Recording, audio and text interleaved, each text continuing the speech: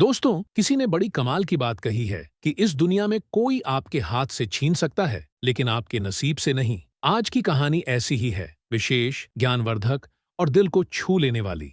उम्मीद करता हूं आप इसे अंत तक सुनेंगे और इससे जीवन की एक अहम सीख लेकर जाएंगे। नमस्कार दोस्तों, आपका स्वागत है हमारे YouTube चैनल पर। यह कहानी एक महान विद्वान ब्राह्मण विष्णुगुप्त चाणक्य की है। चाणक्य अपनी विद्वता के लिए दूर दूर तक प्रसिद्ध थे। उनका अधिकतर समय अध्ययन, लेखन और शास्त्र रचना में व्यतीत होता था।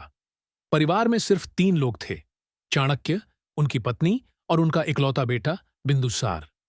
चाणक्य इतने व्यस्त रहते थे कि अपने बेटे पर ध्यान देने के लिए उनके पास समय ही नहीं होता था।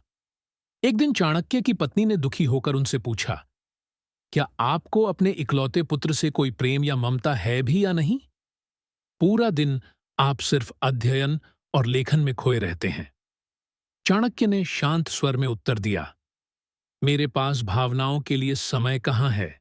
दूसरी ओर बिंदुसार अपनी मां के लाड़ प्यार में बिगड़ चुका था।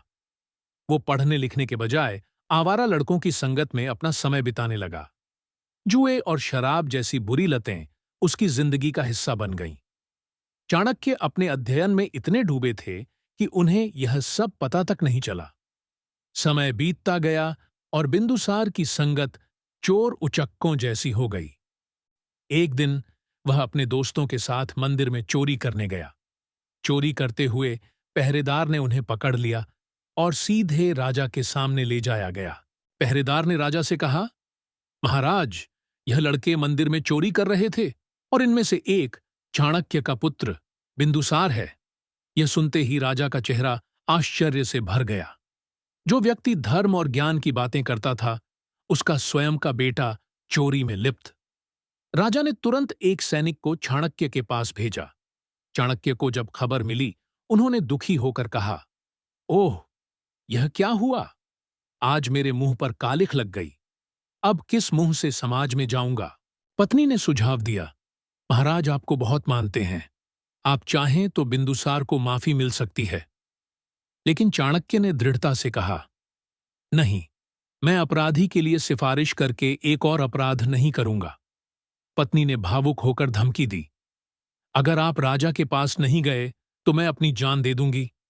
पत्नी की जिद के आगे झुककर चाणक्य अनिच्छा से राजदरबार पहुंचे और राजा से निवेदन किया, राजन, मेरा पुत्र अभी नाबालिग है, कृपया उसे क्षमा कर दें।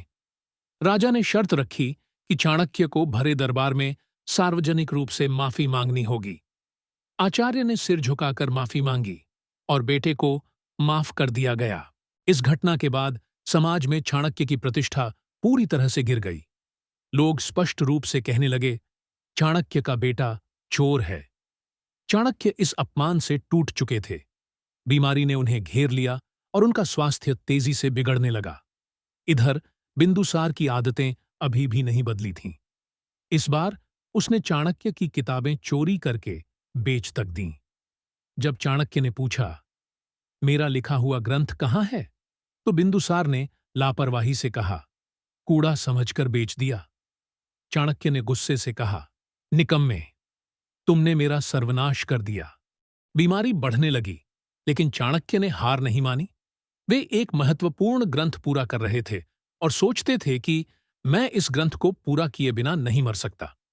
आखिरी दिन उन्होंने बेटे को बुलाया और कहा, बेटा, अभी भी समय है, तुम संभल सकते हो और अपने जीवन को सुधार सकते हो। यह ग्रंथ अमूल्य है, इसे संभाल कर रखना। तुम्हारी बर्बादी मेरी लापरवाही का परिणाम है। बिंदुसार ने ग्रंथ ले लिया, लेकिन मन ही मन सोचा, इसका मैं क्या करूंगा? काश पिताजी पैसे छोड़ते। अगले ही दिन आचार्य का देहांत हो गया। अभी के लिए इतना ही। अगले भाग के लिए बने रहें। धन्यवाद।